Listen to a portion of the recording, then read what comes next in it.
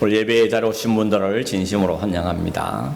함께 예배하게 돼서 너무 감사하고 또 속히 모든 성이 함께 예배할 날이 오리라고 생각합니다. 이만큼 모아도 참 감사하고 그렇습니다.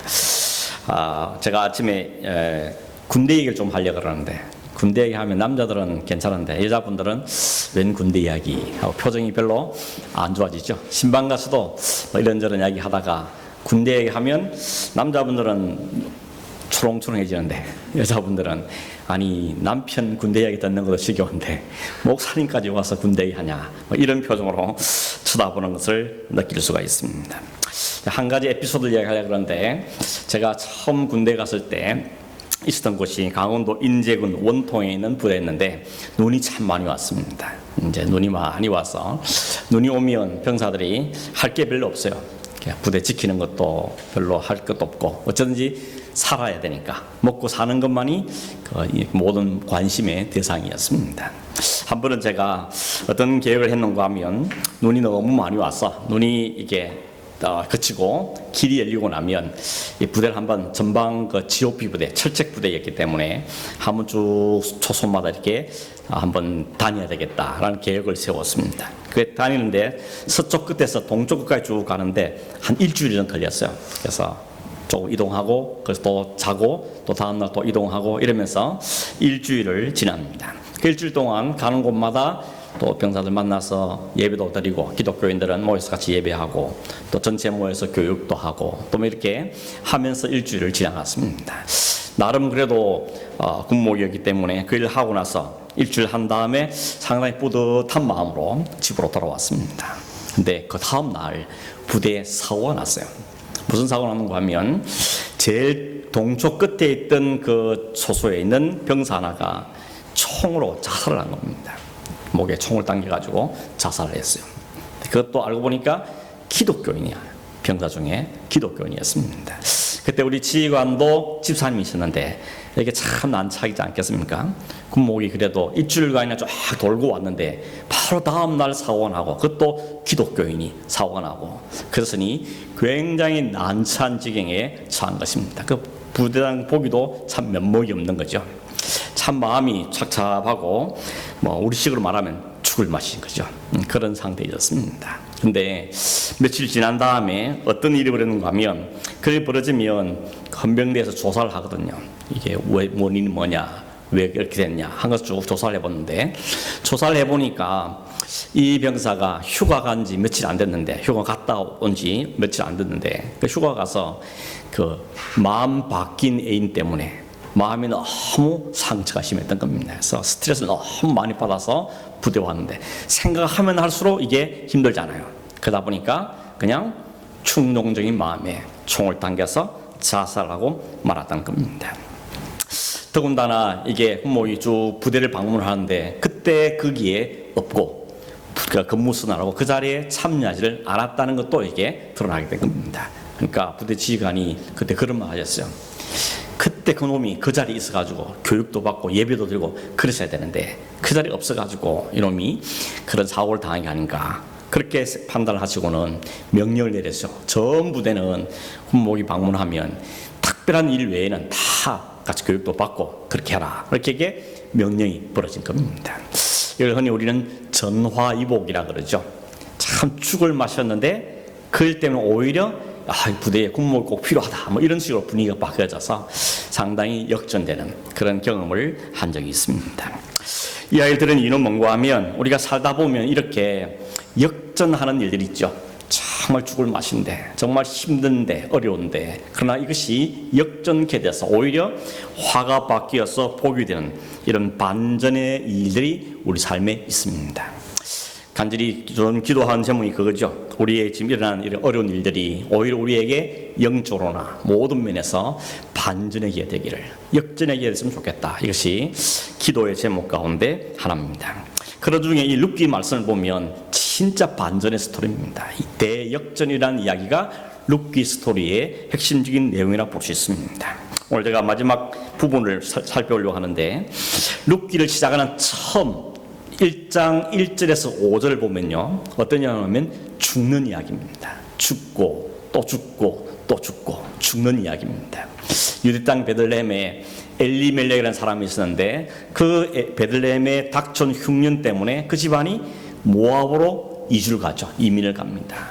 거기서 10년을 살았는데 그 10년 사는 동안에 남편이 죽고 아들도 죽고 둘째도 죽고 다 죽는 이야기. 3명의 건장한 남자가 그 10년의 세월 동안 다 죽었다 하는 이야기로 이 룻기가 시작하고 있습니다. 그런데 읽어서 알겠지만 이 룻기가 끝나고 있는 마지막 5절은 마지막 18절에서 22절을 보면 낳고 이게 태어난 일로 탄생한 일로 마지막이 마무리되고 있다는 것입니다. 처음에 이 3명의 남자가 죽은 이야기로 시작됐는데 끝나면서는 3명의 남자가 태어난 이야기로 끝이 나죠. 오벳이 이새를 낳고 이새가 다윗을 낳고 이런 3명의 남자가 태어난 이야기로 룻기서가 끝나고 있는 것입니다. 이렇게 룻기는 죽음의 이야기로 시작했는데 마지막에는 태어난 이야기로, 사망의 이야기로 시작했는데 생명의 이야기로, 이런 놀라운 반전이 난 이야기로 꾸며져 있는 것이 이 룻기서라는 것입니다. 그런 점에서 이 룻기서는 대전환의 이야기뿐만 아니라 사실은 우리 그리스도인의 정체성을 잘 담고 있는 이야기입니다. 죽음에서 사는 이야기, 사망에서 생명으로 옮기는 이야기, 이 놀라운 반전이 일어난 이야기를 우리에게 보여주고, 그 놀라운 반전이 어떻게 나느냐, 그 과정을 보여주는 것이 룻기서가 담고 있는 중요한 이야기인 것입니다. 여러분, 세상 사람들은 인생을 어떻게 보는가 하면 태어나서 죽는다, 이게 일반적인 인생관이죠. 태어났을 때 얼마나 기쁩니까? 사람들이 아기 태어났다고 다 좋아하고 기뻐하고 축하해주고 막 그럽니다. 그런데 점점 자라가면서 인생 가운데 쉬운 일만 있는 게 아니죠. 여러 가지 고통과 어려움과 후회할 일과 낙심할 일, 이런 걸 하면서 점점 병들고 늙어가고, 그래서 대부분의 많은 사람들이 나이가 들면 감사하기보다는 오히려 인생의 무상함을 노래하죠. 인생이 참 더덥구나. 출발할 때는 정말 그 아이 이름을 지어주면서 이런 아이가 되라, 세상에 이런 생명을 가라 이러면서 기대를 잔뜩 가지고 시작했는데 마지막 갈 때는 허세상과 더덥음을 노래하며 가는 경우이 인생이라는 것입니다. 근데 성경은 뭐라 그럽니까? 한 번 죽는 건 인생에게 모든 사람이 죽어지는 것이지만 그게 끝이 아니라고 말하는 것입니다. 성경은 대역전의 이야기입니다. 죽음에서 시작하는지 모르지만 그러나 그 죽음을 끝나는 것이 아니라는 것을 우리에게 이야기해주고 있다는 것입니다. 여러분, 사실 성경에 보면 아담과 하와가 하나님을 떠남으로 사실 죽죠. 생명부터 있었지만 하나님을 떠난 자체가 죽음이었습니다. 어쩌면 성경 시작도 죽음으로 시작하는 것다고 볼 수 있는 것입니다. 그러나 그것이 끝이 아니죠. 그들을 살려내는 이야기, 그게 바로 성경의 이야기라고 말할 수가 있는 것입니다. 룻기도 바로 그 이야기입니다. 죽은 자를 살려내시는 하나님의 역사, 죽은 자를 다시 소생케 하는 하나님의 구원의 역사를 담고 있는 이야기가 이 룻기서에 담기는 이야기인 것입니다. 여러분, 이런 생명의 역사를 경험하고 생겨난 사람을 우리 누구라는 거면 성도라 그럽니다. 성도. 죽은 자들이 무슨 과정을 통하여서 새롭게 살아난 사람, 그 사람을 우리는 성도라 그러고, 하나님께서 살려내신 사람들의 모임, 이걸 우리는 교회라고 이야기하는 것입니다. 그래서 여러분, 성도는 진짜 존귀한 자인 것입니다. 우리가 찬양도 축복 성도 하지 않습니까? 당신은 사랑받게 태어났고 뭐 존귀한 자고 이야기하는데 그 진짜입니다. 그냥 듣기 좋으라 하는 이야기 아니고 정말 완전한 죽음에서 생명을 새롭게 태어난 사람, 그게 성도의 정체성이기 때문에 그런 면에서 성도는 정말 존귀한 것입니다. 이 땅에 많은 귀한 사람들도 있고 또 단체가 있지만 사실은 죽음의 생명으로 사망의 영생으로 옮겨진 사람들의 모임이 교회는 그런 면에서 가장 존귀한 그런 단체라고 말할 수 있는 것입니다. 그걸 여러분 인식하십니까? 여러분 스스로가 난 참 존귀한 사람이야, 이런 마음을 갖고 사십니까? 그러면서 앞뒤 한번 축복하겠습니다. 당신은 정말 존귀한 사람입니다. 한번 해보십시오. 정말 존귀하신 분입니다. 별로 못 느끼십니까? 그렇지 않습니다. 오늘 성경에 보십시오. 하나님께서 우리를 살려내시기 위해서 어떤 열심을 갖고 이를 이루시는지를 우리에게 보여주는 것이 루키스인 것입니다. 그런 의미에서 여러분, 우리는 참으로 존귀한 사람들이다. 놀라운 구원의 역사를 우리에게 보여주고 있는 것이죠. 뿐만 아닙니다. 우리가 살아가는 이 세상 사는 동안도 하나님께서 우리의 인생을 계속해서 역전케 하십니다. 세상적으로 볼 때는 우리 어쩔지 모르지만 그러나 하나님은 그 모든 삶 속에서 우리를 역전케 하셔서 하나님을 찬송하는 일로 이끌어가는 것이 바로 하나님의 역사인 것이죠. 일단 룻기서를 좁혀서 생각하면 이 룻기에서 등장하는 이 나오미의 가정, 이 가정에는 세 가지 측면에서 반전이 일어나죠. 첫째는 개인적인 측면입니다. 나오미가 남편 잃었죠. 두 아들 잃었죠. 모든 걸 다 잃어버린 상실이었습니다. 그런데 그에 이제 누가 안깁니까? 보아스를 통해서 아들을 품에 안습니다. 이 아들이 생명의 시작입니다. 이 가정에 하나님께서 놀라운 역전을 허락해 주신 것이 이 나오미의 큰 은혜를 베풀어 준 것입니다. 나오미의 이름 뜻이 뭐라 그랬습니까? 희락, 기쁨이라는 뜻입니다. 그런데 모압으로 갔을 때 그 인생은 완전히 희락에서 고통으로 떨어지죠. 그래서 뭐라 그러면 나를 나오미라 부르지 말라고, 나는 마라라고 불러달라고 그럽니다. 자기 인생은 고통의 인생이 되었다는 겁니다. 그런데 그가 베들레헴 돌아와서 보아스를 통하여서 아들을 품에 안고 다시 그 안에 기쁨이 회복되는 것입니다. 이제 더 이상 마라의 인생이 아니고 다시 나오미의 인생으로 회복되는 이야기, 이런 역전이 그 가운데 일어났다는 것이죠. 가족적인 측면에서 마찬가지입니다. 남편 잃었죠, 아들 잃었죠, 가문이 다 망했습니다. 더 이상 기업을 이어갈 수 있는 가능성도 없어버렸습니다. 그런데 그 가정에 하나님께서 보아스를 보내주셔서 그를 통해서 그 가정이 다시 언약의 가문으로, 그것도 다윗을 낳는 가문으로 그를 다시 회복시키는 이야기인 것입니다. 이런 놀라운 반전이 이 가정에 일어난 것이죠. 공동적인 면에서도 마찬가지입니다. 여러분, 성경에 사사기, 룻기, 사무엘 상하 이렇게 진단했죠. 사사기, 룻기, 사무엘 상하. 사사기 시대는 우리가 잘 아는 것처럼 이스라엘의 실패한 역사입니다. 하나님을 반역하고 하나님을 떠났던 사람들이, 그래서 이스라엘이 심판을 당했던 역사가 사사의 역사죠. 그런데 이 룻기는 바로 그 사사 시대에 일어났던 일이라고 그랬습니다. 룻기를 지나고 나서 누가 시작되죠? 사무엘 상하. 사무엘 상하의 주제는 주인공은 다윗입니다. 다윗을 통하여서 완전히 망하고 멸망했던 이스라엘 민족을 다시 회복시켜서 하나님의 왕국으로 다시 지어져 가는 이야기가 사무엘 상하에 있는 것입니다. 그러면 여러분, 사사시대를 거쳐서 다윗 왕국이 세워지는 그 중간에 엮여 있는 것이 바로 룻기서인 겁니다. 그러므로 이 룻기스의 역사를 통하여서 하나님은 하나님의 나라를, 하나님의 공동체를 다시 회복시키는 이야기가 여기에 담겨 있는 것이죠. 개인이, 가정이, 공동체, 나라가 완전히 회복되어지고 새로워지는 이런 대반전의 역사, 역전의 역사가 일어나는 것이 룻기스에 있는 이야기로 볼 수가 있는 것입니다. 그래서 많은 사람들이 이 룻기스를 구약에 있는 복음서다 이렇게 말합니다.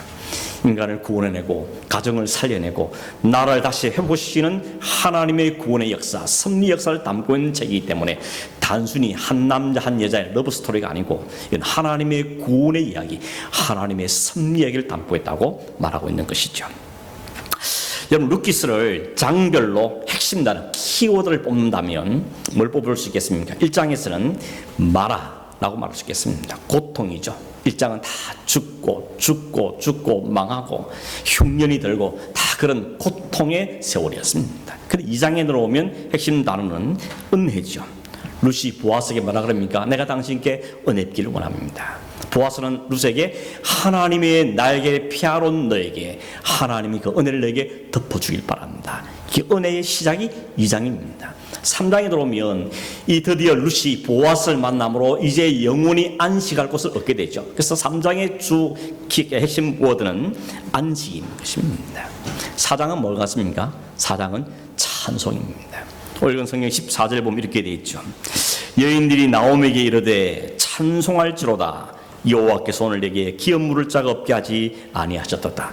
고통에서 은혜로, 은혜에서 안식으로, 안식에서 찬송으로 가는 이야기가 룻기 이야기입니다. 이게 여러분 성도의 인생을 이야기하는 것입니다. 성도의 인생이 이렇게 간다는 것을 성경은 우리에게 보여주고 있는 것이죠. 고통으로 시작했지만 찬송으로 끝나는 역전의 대반전의 드라마, 해피엔딩의 드라마를 보여주고 있는 것이죠. 그러면 이렇게 놀라운 대반전을 일으킬 수 있었던 핵심적인 이유가 있냐, 원인이 뭐냐는 것이죠. 무엇이 이 반전을 일으켰느냐? 결론부터 말하면 하나님의 은혜입니다. 하나님의 은혜가 인생을 바뀌고 가정을 바꾸며 공동체를 변화시킨다는 사실을 이야기하고 있죠. 13절 말씀을 다시 보면 이렇게 되어 있습니다. 이에 보아스가 룻을 맞이하여 아내로 삼고 그에게 들어갔더니 여호와께서 그에게 임신하게 하심으로 그가 아들을 낳은지라. 드디어 보아스와 룻이 결혼했습니다. 결혼하고 그들에게 아들이 생겼습니다. 이건 정상적인 이야기죠. 정상적인 이야기입니다. 그런데도 성경은 굳이 무슨 단어를 거기 집어넣는가 하면 여호와께서 그로 임신하게 하셨다고 말씀하고 있습니다. 이 말이 뭐겠습니까?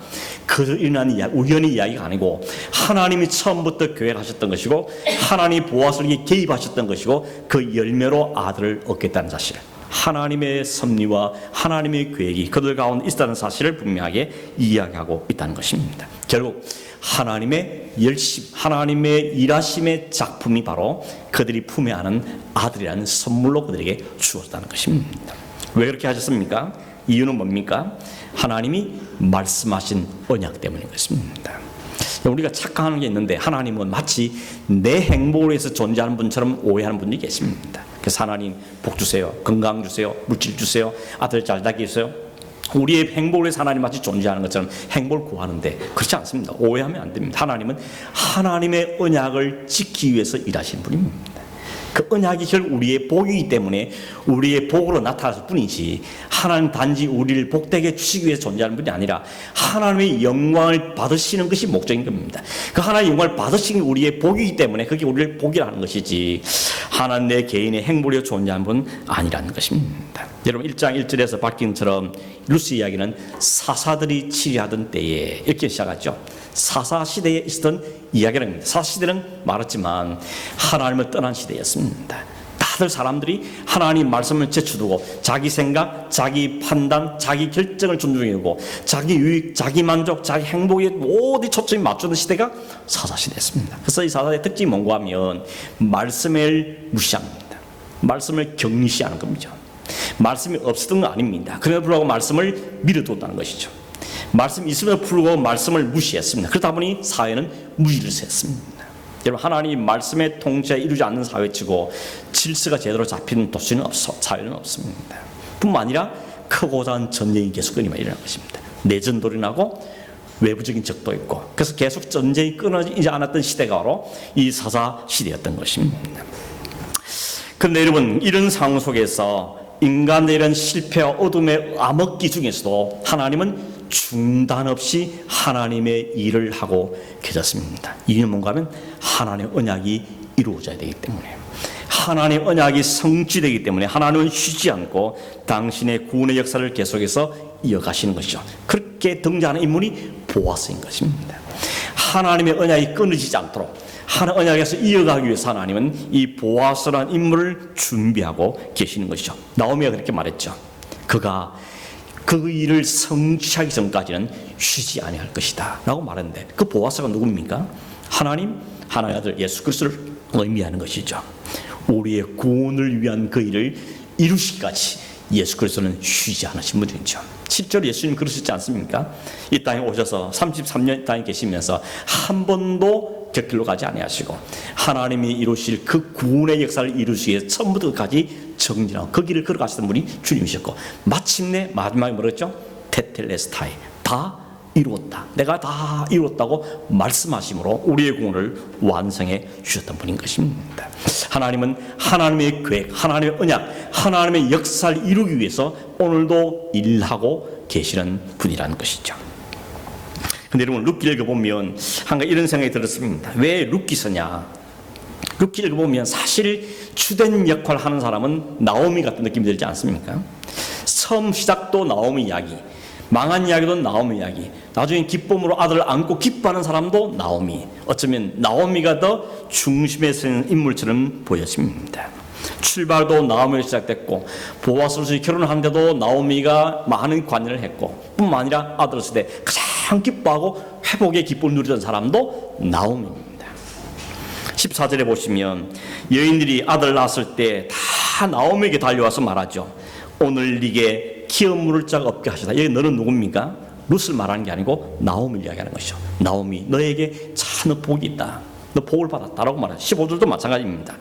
이는 내 생명의 회복자이며 내 노년의 복량자다. 누굴 이야기죠? 내는 나오미를 이야기하는 것이죠. 16절, 나오미가 아기를 받아 품에 안고 그의 양육자가 되니라. 왜 룻이 양육자가 아니고 나오미가 양육자가 된 겁니까? 17절에도 이웃 여인들이 그의 이름을 지어주면서 나오미에게 아들이 태어났다. 그래서 이름을 오벳이라 지었다. 이렇게 말하죠. 왜 나오미 아들입니까? 룻이 아들인데. 분명 보아스와 결혼한 사람도 룻이고 아들 낳은 사람도 룻입니다. 그런데 이 일 때문에 사람들에게 축복을 받고 기뻐하고 회복을 기쁨을 누리는 사람은 나오미라고 성경은 이야기하고 있는 것이죠. 룻이 분명히 축복을 받고 칭찬을 받아야 되는데 오히려 사람들은 나오미를 잔뜩 축복을 보게 되는 것입니다. 이 룻의 입장에 보면 이게 웃기는 이야기 아닙니까? 아니 왜 시어머니가 다 저렇게 복을 받냐는 것이죠. 칭찬을 받냐는 것이죠. 제가 이 이야기 보면서 요즘 우리 주변에서 막 할아버지 할머니 되신 분들 보면 좀 이해가 좀 되긴 합니다. 왜냐하면 이런 손주가 태어났습니다. 아들, 딸 낳은 것은 아들 부부인데 진짜 좋아하는 사람은 아들 부부보다 할아버지 할머니 더 좋아하시죠? 여러분 여기 카톡에는 보면 카톡에 사진이 막 저장되는 보면 손주 사진들을 막 도배를 해놨습니다. 이 할아버지 할머니들이. 그래서 자기 사진 별로 없어요. 다 손주 사진만 잔뜩 채워놓은 걸 보게 되십니다. 말로는 요즘 손주 보느라 힘들다 그러는데 근데도 맨날 달려가요. 손주 보느라고. 손주 보느라 달려갑니다. 몸은 힘든데 얼굴에는 기쁨이 가득하죠. 솔직히 말하면 아들, 딸 낳았을 때보다 손주 아들 더 기쁘다. 이런 말 한 분도 있습니다. 손주 자랑은 돈 내고 해야 된다 그러는데 기꺼이 돈 내겠다는 얼굴들 표정을 하고 손주를 자랑하는 분들 볼 수 있는 것이죠. 여러분 룻의 이야기도 그렇게 보아야 될 것인가? 아무리 시어머니가 아들 낳게 돼서 너무 기쁘긴 하지만 사실은 조금 오버하는 게 아닌가 이런 생각이 드는 것입니다. 여러분 사실 나오미가 하긴 것이 아니라 룻이 한 거죠. 그리고 보아스가 한 것입니다. 룻과 보아스가 한 열매를 지금 나오미가 안고 있는 것입니다. 자기 고향 버리고 이방 여인으로 왔습니다. 사람들로부터 이방 여인으로 당할 수 있는 천대와 무시를 각오하고 온 사람이 룻입니다.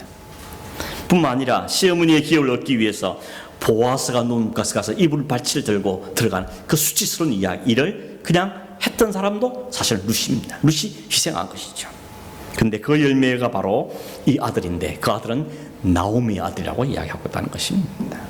뭘 보여주는 것 같습니까? 이게 바로 성도의 모습을 보여주는 것입니다. 룻의 희생, 보아스의 열심, 그걸 통해 얻은 아들을 안고 기뻐하는 건 나오미. 그 나오미가 바로 오늘 우리의 모습. 이게 복음의 이야기인 것입니다. 복음이 뭡니까? 예수님께 다 희생하시고 예수님 십자가를 지으시고 하나님 열심으로 이룬 것을 우리는 기뻐하다 누리면서 기뻐하고 감사하고 즐거워하는 것이 바로 복음의 내용이라는 것이죠. 나오미는 아들을 낳을 수 있는 상황이 아니었습니다. 이제 자신의 기업은 다 끊어진 상태였습니다. 그런데 없던 아들이 룻을 통하여서 보아스를 통하여서 그에게 주어진 것이죠. 이런 질문도 들었습니다. 처음부터 아들을 주시지 왜 아들 그 멀쩡한 두 아들 다 죽고 새로 아들 얻어서 그 아들로 하여금 기업을 얻게 하셨을까 하는 것입니다. 거기에도 하나님의 의도가 담겨 있는 것이죠. 사람들의 상식으로는 이해가 안 되는 것입니다. 왜 멀쩡한 두 아들 죽인 다음에 아들 하나 또 주셔가지고 그 기업을 얻게 하느냐. 처음부터 그냥 정상적으로 같이 이런 생각을 해볼 수 있죠. 그런데 여러분 처음 아들 어떤 아들입니까? 엘리멜렉과 나오미가 낳은 아들은 인간의 자연적인 혈통을 통해서 낳은 아들입니다. 그 아들은 죄의 본질을 그대로 가진 아들입니다. 자신이 살기 위해서는 하나님의 약속도 얼마든지 포기하고 버리는 그 멸망의 자식의 본질 그대로 안고 있는 아들들이었습니다. 그런데 하나님의 기업은 그런 아들로 이어지는 것이 아니라는 우리에게 설명하고 싶은 것이죠. 그래서 하나님은 기존의 아들은 죽이시고 그들이 낳은 아들이 아닌 하나님의 열심을 얻은 그 아들 통하여서 그 기업을 이어가게 하신다는 것입니다. 희생의 속성을 가진 그 아들이 기업을 이어가는 자격이 있다는 걸 우리에게 보여주고 있는 것입니다. 결국 나오미 입장에서는 내가 수고한 것 아니고 내가 낳은 아들은 아니지만 보아스에 베푼 그 은혜를 통하여서 하나님 주신 은혜를 기억하면서 그는 그 아들, 그 손주를 가슴에 안고 얼마나 기뻐하고 감사하겠습니까? 다 잃어버렸는데, 다 끊을 수밖에 없는데, 사망과 죽음밖에 없는 가정에 하나님께서 역사해서 이렇게 기업을 이을 언약의 아들을 주셨다는 것 때문에 이 나오미는 진심으로 감사하고 감격의 눈물을 흘리던 장면을 우리가 상상해 볼 수가 있는 것입니다. 그게 바로 성도의 입장입니다. 여러분, 우리가 우리의 구원에서 한 게 뭐 있습니까? 뭘 했습니까? 하나님이 다 교회 가시고 하나님이 당시에 아들을 다 보내시고 그 아들 예수께서 모든 수치와 고난과 멸시를 다 당하신 다음에 우리에게 생명을 주신 것입니다. 그래서 우리 그 생명을 받아 안고 감사하고 감격하고 하나님을 온전히 찬송할 뿐인 것이죠. 그게 성도의 입장이고 성도의 태도라는 것입니다. 여러분 15절에 보면 이렇게 말하죠. 룻이 낳은 아들을 가리켜서 나오미에게 말하죠.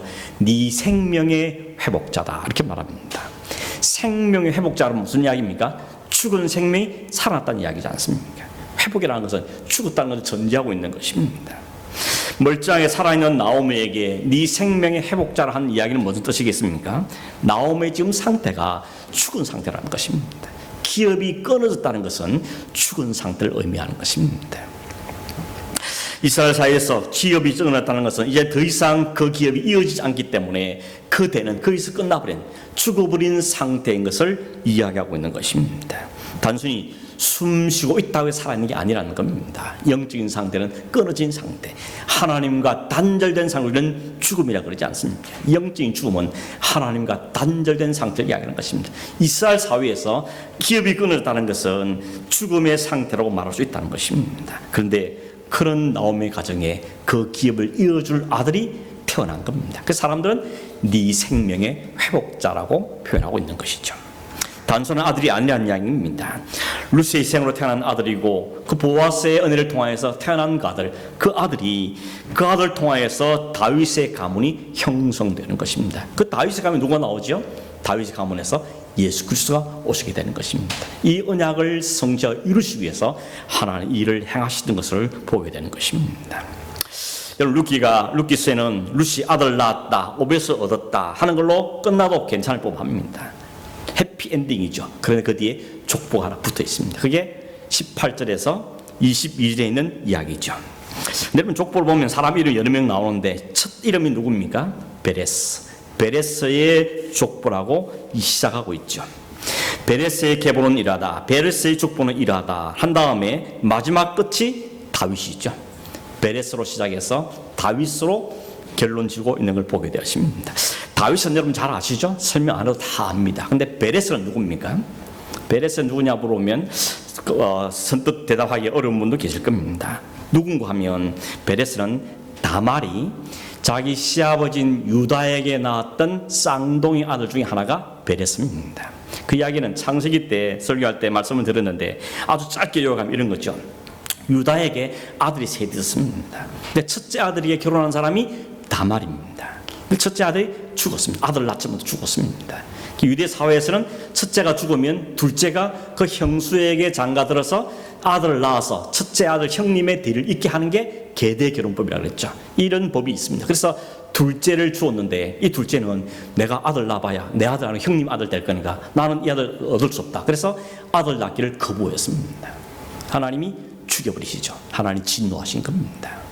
아들 둘 다 잃고 나니까 유다 마음에 걱정이 생긴 거죠. 셋째가 하나 있겠는데 저 셋째마저 이어를 어떡하나 염려가 되니까 다말한테 그러죠. 얘야, 이 셋째는 아직도 어리니까 이 아이가 클 때까지 네가 기다려야 되니까 너 친정에 가 있으라. 그러고는 다말을 친정에 보냅니다. 그런 오라고 생각을 하지 않습니다. 아들이 큰데도 불구하고 다말에게 셋째를 주질 않습니다. 그래서 다말이 어떻게 합니까? 변장하고 시아버지와 관계를 맺어서 아들을 낳게 되죠. 그때 낳은 아들이 바로 베레스인 것입니다. 우리가 이 윤리적인 도덕적인 측면을 보면 무슨 이런 일이 다 있는가 싶지만 그 이름이 예수님의 족보에 있다는 것입니다. 다말의 이름이 그리고 룻의 이름이 예수님의 족보에 들어가 있습니다. 그럼 뭘 이야기하는 거겠습니까? 그냥 그대로 가면 유다의 가문은 끊어지는 겁니다. 유다가 어떤 가문인가 하면 하나님께서 야곱의 12아들 가운데 메시아의 조상으로 선택한 지파가 유다 지파였죠. 내 유다 지파에서 다윗이 나오고 다윗 지파에서 그리스도가 올 거라고 하나님이 언약으로 야곱에게 선포했습니다. 그런데 유다 때 대가 끊어지는 것입니다. 그러면 하나님의 언약이 끊어질 수 있는 위험에 처한 것이죠. 누가 자초한 겁니까? 인간들이 만드는 것입니다. 인간들의 실패, 인간들의 욕심, 인간들의 자만심, 이기심, 욕망들이 만드는 하나님의 언약이 끊어질 위기를 만난 것이죠. 그때 하나님은 다말을 투입하셔서 그 언약을 계속 이어가게 하시는 이야기가 바로 그 이야기인 것입니다. 결국 이야기는 뭘 보여주는가 하면 인간의 실수, 인간의 욕망, 인간의 반복되는 실패 속에도 불구하고 하나님은 하나님의 언약을 끝까지 완수하기 위해서 하나님은 일하신다는 보여주는 게 바로 유다와 다말이 담고 있는 이야기인 것입니다. 루스 얘기도 마찬가지죠. 그 과정에 하나님의 언약을 이어가는 보아스가 통하여서 이 오벳이 태어나고 오벳이 이새와 다윗이 태어나야 되는데 이 언약이 끊어질 위기 때 하나님께서는 보아스를 통하여서 그 언약을 이어가게 하시는 이야기가 바로 이야기인 것이죠. 결국 나오미는 자신들이 잘못된 판단과 결정으로 모압으로 갔고 거기서 다 잃고 돌아오고 마라의 인생으로 빠져버렸고 죽음의 상태를 받겠지만 하나님 그 가정을 불쌍히시고 하나님 언약을 이어가기 위해서 그 가정에 보아스를 보내고 룻을 보내셔서 이 가정의 언약을 이어가는 이야기가 룻의 이야기라는 것입니다. 그 이야기를 우리에게 뭘 보여주는 겁니까? 성도라는 존재가 하나님의 언약이라는 것이 어떻게 완성되어 이루어지는지 우리에게 보여주는 것입니다. 결국 그렇게 태어난 존재가 성도라는 이야기입니다. 주님의 희생으로 예수 그리스도의 십자가의 희생으로 통해서 이 땅에 존재하게 된 존재들이 바로 성도요, 그들이 바로 교회라는 것입니다. 그래서 교회가 존귀하다고 이야기하는 것입니다. 성도가 그래서 존귀한 자들이라고 말씀하고 있다는 것입니다. 그리고 우리가 뭘 해야 되겠습니까? 우리 이 사실, 이 그리스도인의 정체성을 확실해야 되는 것입니다. 내가 어떻게 태어나게 되었는지, 이 성도에 대한 내 존재가 어떻게 해서 성도가 되어진지를 우리는 깊이 인식할 수 있어야 되는 것입니다. 이걸 인식하지 못하면 우리는 언약도 하나님 말씀도 하나님 은혜도 다 그냥 팽개치고 그냥 눈에 보이는 것만 따라서 살 수밖에 없습니다. 그렇게 살아가는 것이 바로 룻기 등장하는 나오미요 엘리멜렉의 삶이었습니다. 근데는 놀라운 건 뭔가 하면 하나님 그런 인간들을 불쌍히 해서 하나님은 포기하지 않고 하나님의 언약을 반드시 이뤄내신다는 겁니다. 성경 이야기 결국 인간의 실패와 하나님의 승리를 우리에게 보여주는 것이죠. 우리는 늘 실패하지 않습니까? 뭐 성경을 갈 것도 없습니다. 우리 자신만 봐도 말씀대로 하나님 은혜대로 살아봤다 결심도 해보고 해보지만 또 어느 틈인가 보면 실패 자리로, 나락의 자리로, 또 마라의 그 자리에서 고통받으면서 후회하고 한탄하고 있는 우리들인 것이죠. 그런 그들이 우리에게 하나님은 여전히 하나님의 아들을 우리에게 보내셔서 우리를 다시 끄집어내시고 다시 살려내시고 하나님의 언약을 이어가는 성도의 삶을 살아가게 하신다는 겁니다. 언제까지요? 주님이 다시 오는 날까지. 그날까지 성령으로 우리를 이끌어 가시는 것이 바로 성경의 역사하는 것을 우리에게 말씀하고 있다는 것이죠. 이게 여러분입니다. 이게 오늘 우리 교회인 것입니다. 그래서 교회는 이 땅에 가장 존귀한 곳이고 성도는 가장 존귀한 사람으로 말할 수 있는 것이죠. 결론입니다. 룻기의 결론은 뭔가 하면 결국 역사의 주관자는 하나님이라는 겁니다. 결국 역사를 손에 쥐고 있는 분은 하나님이라는 것이죠. 인간 측면을 바라보니까 들여다보니까 늘 실패와 실수와 모자람과 부족함과 한탄하고 후회하고 이것밖에 없는데 이런 역사에도 불구하고 그 인간의 실수와 완고함 고집보다도 하나님의 더 큰 열심으로 더 큰 고집을 갖고 하나님의 구원 역사를 이루어내시더라는 것이죠. 마치 보아스가 그 일을 이루기까지는 쉬지 않겠다고 말하는 것처럼 하나님께서는 그리스도께서는 그 하나님의 의를 하나님 왕국을 완성하기 위해서 오늘도 쉬지 않고 일하고 계시는 분이라는 겁니다. 누구를 위해서요? 우리 행복을 위해서? 아니요. 하나님의 영광을 위해서, 하나님의 나라를 위해서 하나님 언약을 성취함으로 온 열방 가운데 하나님만의 참 하나님 역사를 드러내시기 위해서 하나님 오늘도 일하고 계시다는 것이죠. 그래서 룻기 뒤에 사무엘상하가 나오는 겁니다. 다윗을 통해서 하나님의 왕국을 어떻게 세워가는지를 보여주는 이야기가 다윗의 이야기, 그것이 바로 사무엘상하의 이야기라는 것입니다. 사사들이 시리하던 그 암흑의 시대에 하나님은 쉬지 않고 포기하지 않고 루시라는 사람을 통하여서 다윗의 왕국을 일구어내시고 하나님 나라를 완성하시는 그 하나님의 열심, 그 하나님의 은혜를 우리에게 보여주고 있다는 것입니다. 단지는 그걸 보면서 루시 복된 사람이다, 루처럼 되자, 그게 우리의 목적이 아니고 오늘 그렇게 탄생된 자가 바로 성도란 사실, 그렇게 탄생된 자가 교회란 사실을 하게 성령 우리에게 말씀해주고 있는 것이죠. 그래서 우리는 감사가 진짜 있어야 되는 것이죠.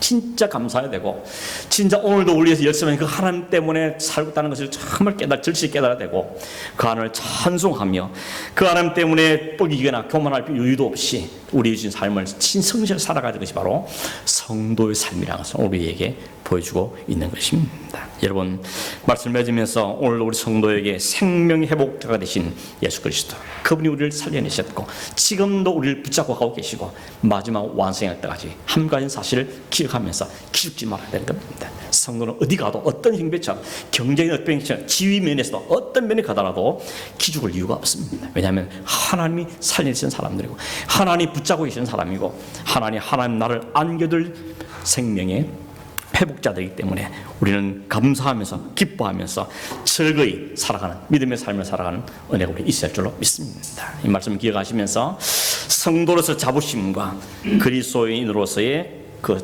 기쁨과 감사함을 가지고 우주인 삶을 성히 살아가는 소름 되기를 주의 이름으로 축원합니다. 기도하겠습니다. 고마우신 하나님 아버지 감사합니다. 오늘도 룻기 말씀을 통하여서 우리가 어떤 존재인지를 우리에게 말씀해 주셨는데, 하나님 감사와 기쁨과 감격도 있지만 부끄럽고 민망하고 연약함이 있는 걸 주님 앞에 고백합니다.